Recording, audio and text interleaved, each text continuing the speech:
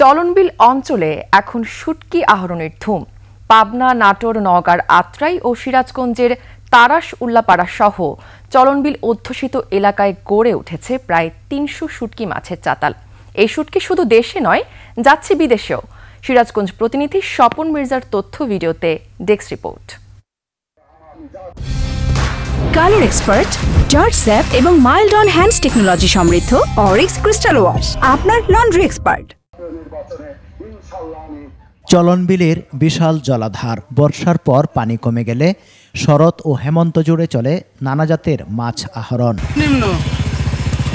৩০ থেকে ১০০ টাকা কেজি দরে আশপাশের বাজার থেকে সংগ্রহ করা হয় পুঁটি, ট্যাংরা, খলসে, চাঁদা, বাইম, টাকি, চিংড়ি সহ নানা জাতের মাছ।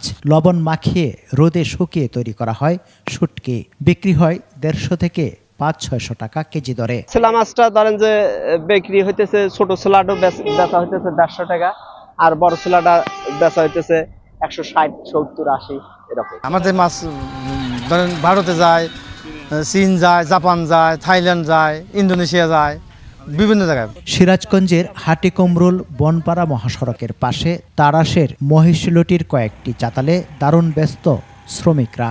পুরুষের পাশাপাশি কাজ করছেন নারীরাও। সকালে আসি, মাছ দুই ডলির উল্টো মুটো দেই, এই মাছ আনে ঢালিয়া বেলা দেই, ইয়া করে। হ্যাঁ, এমনি করে এইটা করে আমরা ইয়া করে দিচ্ছি, আমরা দেই।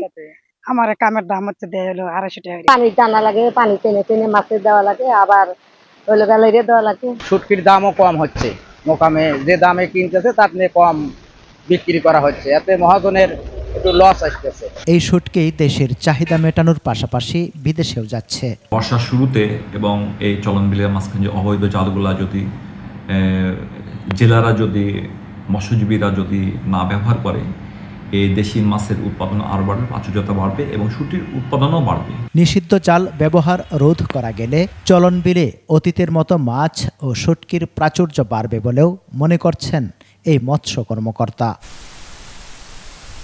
সমর ইসলাম, ২১ টেলিভিশন।